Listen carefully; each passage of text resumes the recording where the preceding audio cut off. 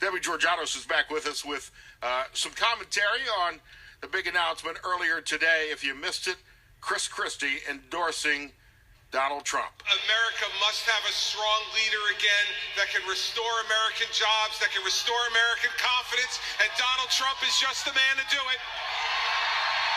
Just knocking the knees out of Marco Rubio, who had a great debate last night, had all the headlines this morning, was getting all of the attention for beating up Donald Trump on the stage, and then Christie does it to him again. Donald and I, along with Melania and Mary Pat, have been friends for over a decade.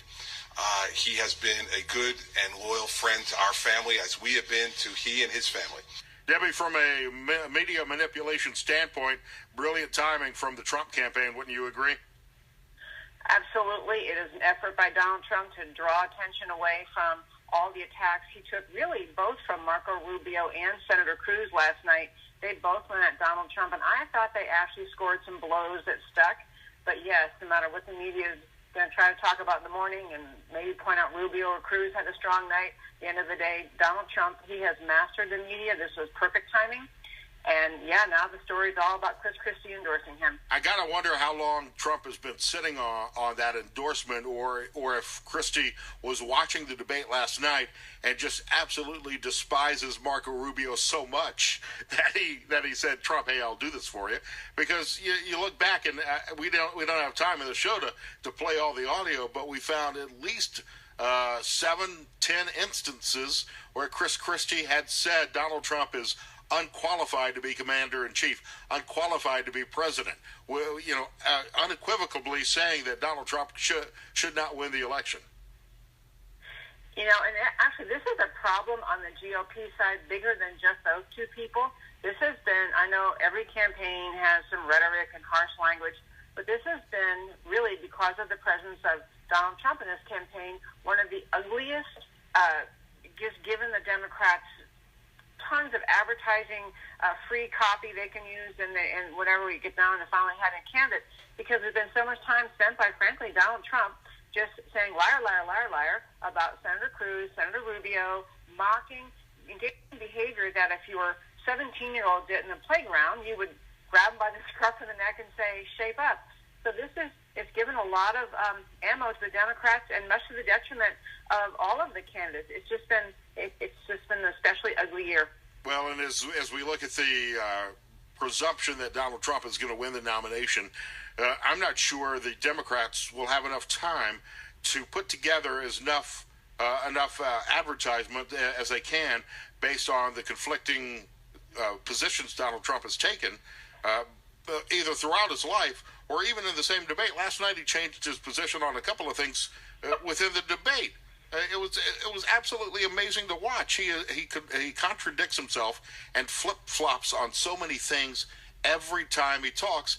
And there's the entire history of his political career before 2007, where he was praising John Kerry, Hillary Clinton, the Democratic Party, and contributing to their campaigns. They're going to be able to compile all of this data against him if he's the nominee. They sure are, and it's really an interesting thing. Despite that Donald Trump has been famous, he's been a famous American for decades, he is the most unvetted of all the candidates up there, because it's just a different vetting thing when you're in the middle of a campaign and you have the Hillary Clinton machine deciding, okay, this is our opponent, we've got to go after him. They will dig up more things that Americans have never heard. I mean, this is, Donald Trump, has not had the kind of vetting every other person has, because they have been candidates, except for Dr. Carson. They have been candidates, they've run for things, they've gone through the mill. And so I really do feel concerned that those polls that show that Donald Trump simply could not beat Hillary Clinton, that's what people are answering before they see all that Hillary can dig up. And, one last quick thing which is, if you have these middle-of-the-road voters who decide, 2 weeks before the election in November, they look at Hillary and Donald Trump, they say, okay, they're both flawed, they both have all this bad stuff about them. So what you end up doing, I think, is have a lot of them say, well, at least Hillary's been a senator, at least she's been Secretary of State, maybe she's more experienced. I can see all this mudslinging going back and forth just kind of canceling itself out. At the end of the day, you have people, I'm afraid, deciding Hillary has more experience that's relevant. I don't know. Yeah, and that I think is probably accurate. I think we talked about this last time you were on.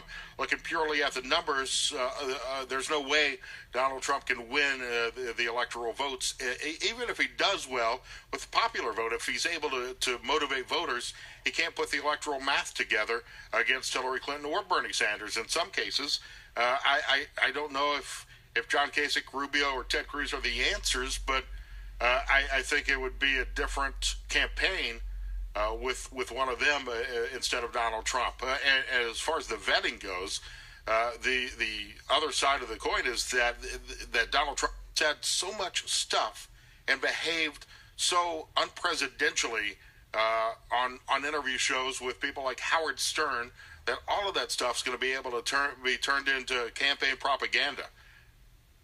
Absolutely. Well, and it's a thing, I can't remember honestly if we talked about this on your show before, but there is a group of the supporters for Donald Trump who are they're locked in, and there's nothing that will change them. And so pointing out everything you and I've talked about or other voters observe about his behavior won't change them. But I do think there is still a large chunk who are right now polling and saying, yes, Donald Trump's my guy, who probably aren't comfortable with the way he behaves. They really are conservatives, and they just got to get comfortable somewhere else. And so I know that I see the numbers and I see the lineup of states coming up in primaries. I still would say Donald Trump is not inevitable as a candidate.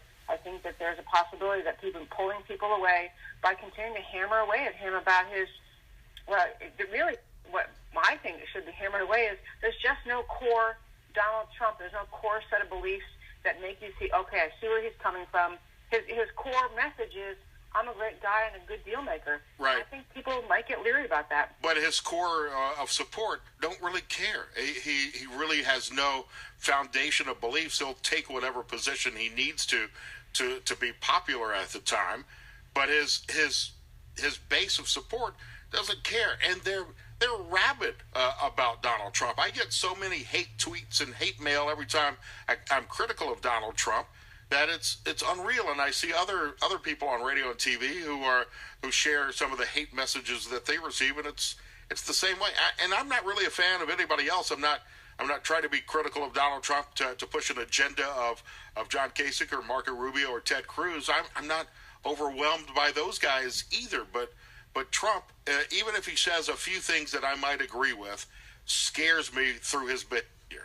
Which on television is great. It's entertaining. It's fun to watch. I think he's a smart business guy. He's obviously done well for himself. But as president, is that the type of behavior we want in the Oval Office? I agree, and I really do hold out hope that there are within the people who are currently answering the pollsters saying, yes, I'm with Trump, and some just kind of like in the winning team.